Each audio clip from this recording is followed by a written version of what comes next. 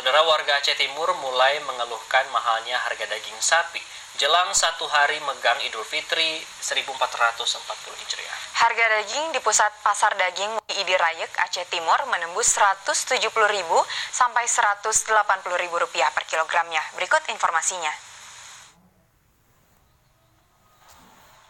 Hari Megang adalah hari tradisi warga Aceh membeli daging untuk dikonsumsi bersama dengan keluarga untuk menyambut Hari Raya Idul Fitri 1440 Hijriah.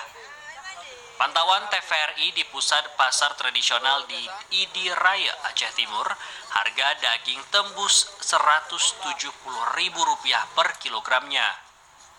Kemungkinan besar kenaikan harga daging sapi ini akan terus meningkat hingga H-1 Lebaran. Salah seorang warga, Nur Lailina, mengatakan bahwa memang diakuinya harga daging sapi saat ini terlalu mahal jika dibandingkan pada megang tahun lalu. Tahun sebelumnya harga daging sapi dijual hingga berkisar antara Rp130.000 per kilogramnya hingga Rp150.000 per kilogramnya.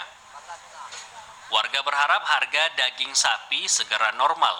Jika tidak, kemungkinan besar hanya warga tertentu yang bisa memakan daging.